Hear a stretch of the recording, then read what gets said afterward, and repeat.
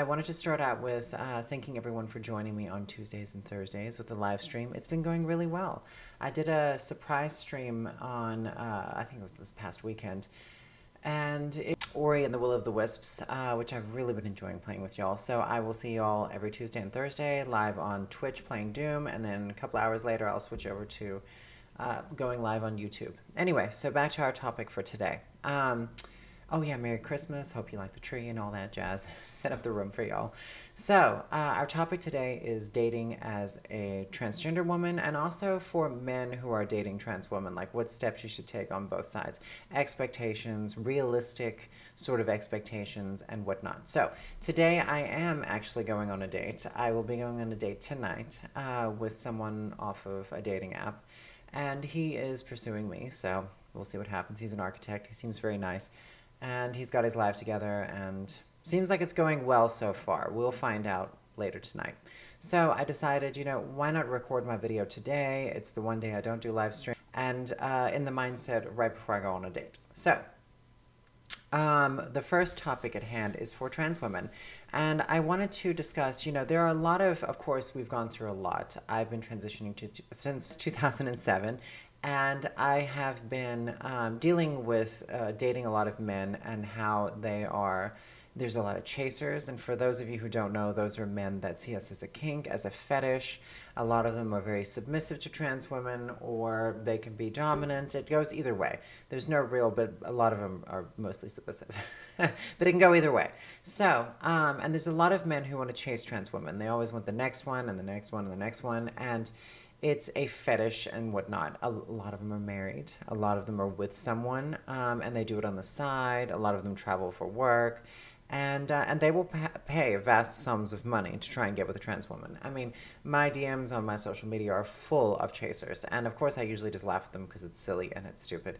But sometimes you will stumble across a man who will see you, find you attractive, because let's just face it, like men will sleep with anything. So they'll find you attractive and then you will hang out and then you'll have some kind of romance. And in the beginning of people's transitions, I would say within the first 3 years, we are very vulnerable and susceptible to someone loving us. And we almost go psychotic in the beginning of our transitions. Almost everyone I've ever spoken to that's transgender has this like moment in the beginning of their transition when they actually come out, they're on hormones, they're living their life as a woman, and they're finally accepting themselves. It's almost like this weird like moment where they like want to go and find the love of their life, and they'll suddenly find, this is the one, this is my soulmate. It always happens, and it's like some crazy shit. So when someone comes along and gives you even just the smallest validation, and that validation comes in many forms. That validation can be just sex, validation from money, it can come from anywhere, but usually it's a sexual thing. So and for me personally, I dated a lot of men when I first started transitioning, and I slept with a lot of men, and there were some that would stick around, and I thought, you know what, they accept me because I'm different than, I'm just special. I'm not like other people. Like, they're gonna, but there is a point where your transition is going to come up as a topic. And this is where I come to like my checklist. And now I skip past, I don't sleep with anyone now right up front. A lot of people I think presume that I do not. Like the last time I had, even within the first 2 or 3 dates where I slept with someone was a long time ago. And so I have a checklist. I don't allow men to pay for my meal. And the reason why I do that is because there's also a stereotype that goes along with a man paying for your meal. And I don't think I need to elaborate on that. So if you believe in the stereotype of a man paying for a meal, you have to believe in the stereotype that goes along with it. That's my viewpoint. And so I don't allow them to pay for my meal. So right then and there, I am now on their level as far as like respect. Like they have to see me. I drive myself. I don't allow them to pick me up for the first date. I always meet them there. I like to show that I'm independent. I know who I am. My life is in a good place and I'm ready to date someone. And there's a lot of people who date someone because they want to be accepted. And that is what's dangerous, because you have to accept yourself first. And the majority of trans women, when they first start, are in a very vulnerable stage of not accepting themselves. They want to say that they accept themselves. They'll go buy all these outfits and they'll buy all this makeup and they will, do stuff to get sexual praise from people. And that is such an obvious red flag and anybody can do whatever they want, you all know that. If something makes someone happy, then by all means. But when it comes to a lot of trans women in the beginning, they get that validation, and their gender dysphoria is lessened when a man wants them sexually. And so there's certain things, like for me now, and especially in the last 3 relationships I've had, I haven't had actually any issues with them and my transition. My transition has never been an issue because I'm very stern on what I want. Their family has to know about me. And a lot of people are like, well, why do they need to know about you?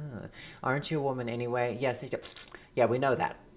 We got that. But there's going to be a point in your life where someone's going to know, someone's going to find out, and most of the time, if that family is unaccepting of trans people, they're going to think that their child is gay. And that's going to come up, and then it's going to come into possible politics, because nowadays conservatives love to think that gay people and trans people are political, but which is it's not. But they like to think that. So that's when their like stuff comes into it, and they think there's something wrong with their child, or and they will forbid them from dating someone who's transgender.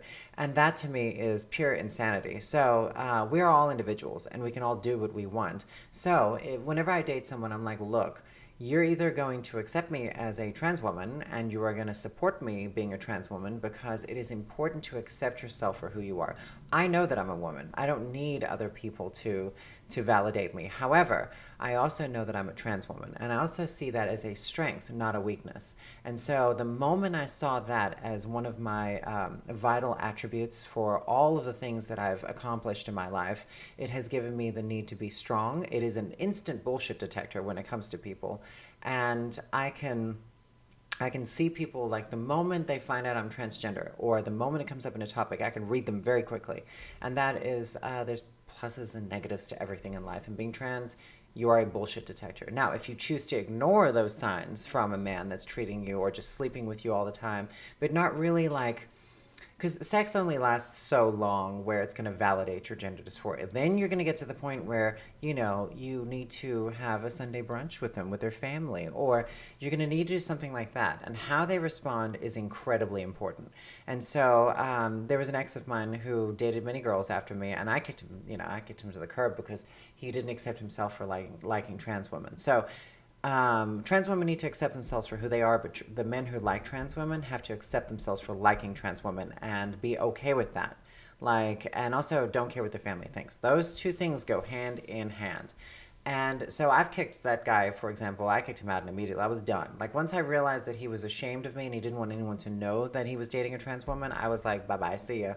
And there were many girls who dated him after me, and none of them met his family. And he made it very clear to me. And what's crazy is his sister was a famous transgender porn star, and all of that goes into some weird twisted thing. But it's one of those things where you have to accept yourself. That's the most important thing to dating as a trans woman, and also dating trans women. And also be realistic about it. You can't just like fabricate it and be like, oh, I'm different. I'm different than other trans women. He accepts me for the way I am because I'm different. No, men will fuck a watermelon. If you look at the majority of men's search history on their Pornhub, it is probably horrifying. But on paper, and what their family knows is like totally different. Doesn't mean they're going to be dating what they look at on Pornhub. So it is important as a trans, because there's nothing wrong with being trans. And being trans is not a fetish. It is not a kink. We are simply women that were born the way we are, and we just have to deal with it as our lives go on. So whenever I date a man, there is steps. Of course, like I said, I drive myself. I don't allow them to pay for my meal. But there's also a thing where, very realistically, like if a man has never dated a trans woman, and I'm the first trans woman he's dated, comes to like a fork in the road. And it is where, do I like this person? Do we want to continue this? Usually the first fork is around 6-7 months. At least that's from my experience, where they're like, okay, I do like this person. I find them sexually attractive, and I'm going to stick with this for a while. And then a couple of years later, that's when you come to the point where, and I have to be very realistic. I'm like, if I'm dating a man that's never been with a trans woman, I have to be like, look, if you miss vagina at any point, you need to discuss it with me, and it needs to come up as a topic of conversation. So And that is where we get to the point where chasers will date a trans woman because they're into it, but they're usually afraid of other people knowing. So then you're on the side. But when it comes to someone that just happens to fall in love with you because you're special and unique, but you just also happen to be trans, those men are also used to sleeping with vaginas. So if you're going through, sorry, unless you're going through to get the SRS surgery or whatnot, it's going to be a long path. And also, there's no guarantee that if you get that surgery, that it's going to change anything, because there are other things about you as trans women. There is no perfect body. There is no body that is going to be like, it doesn't matter how much surgery you have or what you have done, there is going to be a point where there is something different about your body. It's just the fact of life. When you go through puberty as a man and then you transition, there is differences, and there's no amount of Spanx or makeup or surgery that you can get done that can completely alleviate that. There's always going to be something different, and there's nothing more disappointing than going through all of this pain and suffering and surgery and shopping, and still someone's like that you're dating is just like they can just see something. There's always slightly off, and that's okay. It's okay, and I see it as a strength. Like, I have a very large jawline. I'm okay with that. I see it kind of as a strength. I work out a lot. I have big muscles. I'm not insecure about it. I see it as a strength. So it's important to accept your insecurities and your gender dysphoria and turn it into a strength. Only then can you successfully date someone that is going to fall in love with you and date you and spoil you and all the things that you deserve. Only then. And when it comes to it, their family has to accept you. Like, it's just that simple. Their friends, their family. You have to hang out in their daily life. You have to be involved in their personal life. That is what's important in dating as a trans person. So for example, if this guy keeps going on and we date for a while and things start to happen, I have to have that conversation with him. I was like, look, I'm not getting a vagina anytime soon, and like, for example, I want to date women. I really do want to date women. So that could be a topic down the road. Like, would we want to bring someone in and have a three-person relationship? Everyone has needs, everyone has different needs, but there are things that we like about someone. Otherwise, like, cheating happens, and I can't tell you as a hairstylist just how many marriages I've done their hair and how many times they've been divorced. Like, it's like a good 60-70%. So there is no magical, like, love relationship. There's negotiation, there's all sorts of things. You sacrifice some things, you gain some other things. Men who like trans women, you have to look at it and you have to see it for what it is. Know that these trans women will usually want to be treated exactly as any other cis woman. And so they want to be treated the same way. And if you don't, it's going to create like a slight rift in their gender dysphoria. If you see them as being different, if you see them as being a man in a dress, it's not going to be a healthy relationship unless they are into that as like some kind of thing.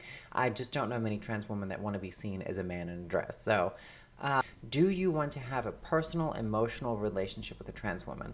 And if it goes into that category, if you start falling in love with one, you have to understand that you either have to break up with them and be like, look, I can't do it because my friends and family won't accept it and I just have to move on. Or you're going to drag them along and they're going to think that they're special and that they're going to change you and that somehow your family's magically going to accept them and all this stuff. And your friends are just, you have to be confident about it. And the majority of times I've had successful relationships in my experience is when men are like, if y'all have a problem with it, then kiss my ass. And that is the most masculine, heterosexual thing a man could do, is to tell people to kiss his ass if they don't like it. So, and if they don't, it usually shows a lack of self-awareness, a lack of self-understanding, and you don't want to date someone like that. You want to date someone that knows who they are, is in a stable place in their life, and that's like any relationship. But being trans it complicates a lot of things. And yes, I'm pushing 40 and I am single, and I've dated many people and gone about it, but I also don't put up with bullshit. And I see a lot of people that do. And there's a lot of people that do their hair, and I have to listen to this madness that they have to deal with. And that's not even just trans women. That's just people in relationships. I'm like, y'all don't even know who you are. Like, and being trans, the biggest part of it is that we know who we are, or at least that's like what's happening to us, is that we've had to take self-reflection to a whole other level. But pain and suffering for us is just a part of our lives, and it always will be here. It's never going to go away. And so you either lean on yourself for your self happiness and someone joins you on that journey, because no one's going to lift you up and make you happy. It's just not going to happen. That illusion of that fairy tale doesn't exist. And it can sound quite cynical, possibly bitter, but it's just simply the truth. Go get yourself a dog or a bunny rabbit. I hope y'all enjoy this topic, and I don't think it's controversial, or at least it might not be. But it seems like everything is controversial. There, and if you want to know how the date went, you'll have to join me tomorrow night. I'll be streaming on YouTube. Anyway, I hope everyone has a wonderful holiday if you don't see any more of my videos before then, and I will see you next time. Bye.